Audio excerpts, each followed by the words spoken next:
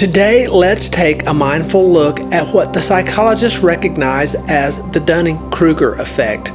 In one experiment, Dunning and Kruger asked their 65 participants to rate how funny different jokes were. Some of the participants were exceptionally poor at determining what other people would find funny. Yet, these same subjects described themselves as excellent judges of humor. It's a very real human condition that can affect us all without a bit of reflection and understanding. The Dunning-Kruger effect is a type of cognitive bias in which people believe that they are smarter and more capable than they really are. Essentially, low ability concepts and people do not possess the skills needed to recognize their own incompetence. The combination of poor self-awareness and low cognitive ability leads them to overestimate their own capabilities. The term lends a scientific name and explanation to a problem that many people immediately recognize: that fools are blind to their own foolishness. As Charles Darwin wrote in his book, The Descent of Man, ignorance more frequently begets confidence than it does knowledge. Incompetent people, the researchers found, are not only poor performers, they are also unable to accurately assess and recognize the quality of their own work. This is the reason why students who earn failing scores on exams sometimes feel that they deserve a much higher score. They overestimate their own knowledge and ability and are incapable of seeing the poorness of their performance or their efforts. This effect can have a profound impact on what people believe the decisions they make and the actions they take are. In one study, Dunning found that women performed equally to men on a science quiz, and yet women underestimated their performance because they believed they had less scientific reasoning ability than men. The researchers also found that as a result of this belief, these women were more likely to refuse to enter a science competition or related field of study. Other factors that can contribute to these effects include our use of heuristics, or mental shortcuts that allow us to make decisions quickly, and our tendency to seek out patterns even when none exist. Our minds are primed to try to make sense of the disparate array of information we deal with on a daily basis. As we try to cut through the confusion and interpret our own abilities and performance within our own individual worlds, it is perhaps not surprising that we sometimes fail so completely to accurately judge just how well we do. So, who is affected by the Dunning-Kruger effect? Unfortunately, we all are.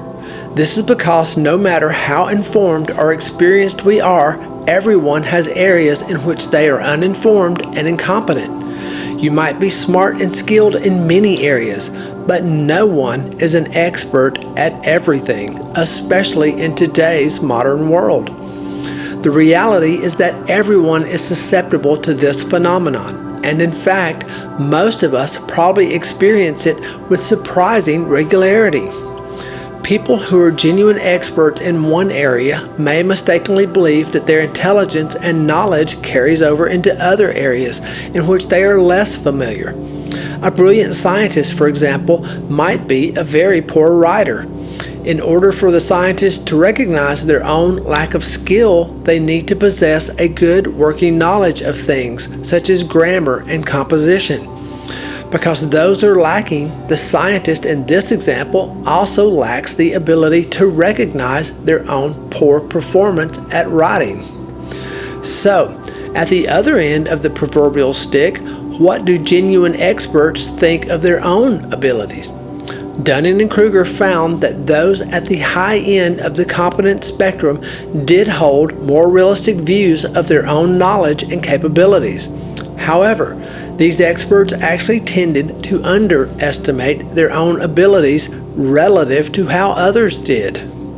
Essentially, these top-scoring individuals knew that they were better than the average, but They are not convinced of just how superior their performance was compared to others.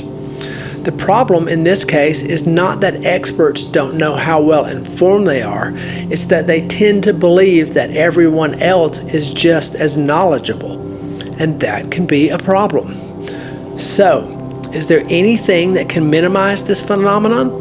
Is there a point at which the incompetent actually recognize their own ineptitudes? We are all engines of misbelief, Dunning has suggested. While we are all prone to experiencing the Dunning-Kruger effect, learning more about how the mind works and the mistakes we are susceptible to might be one step towards correcting such bad patterns in our daily lives. Dunning-Kruger suggests that as an experience with a subject increases, confidence typically declines to more realistic levels. As people learn more about the topic of interest, they begin to recognize their own lack of knowledge and ability. Then, as people gain more information and actually become experts on a topic, their confidence levels begin to improve once again. So, what can you do to gain a more realistic assessment of your own abilities in a particular area if you are not sure you can trust your own self-assessment? Well, first, keep learning and practicing. Instead of assuming you know all there is to know about a subject, keep digging deeper. Once you gain greater knowledge of a topic, the more likely you are to recognize how much there is still to learn. This can combat the tendency to assume you're an expert even if you're not. Next, ask other people how you're doing. Another effective strategy involves asking others for constructive criticism.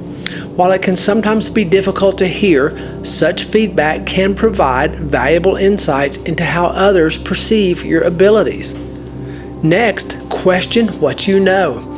Even as you learn more and get feedback, it can be easy to only pay attention to the things that confirm what you think you already know.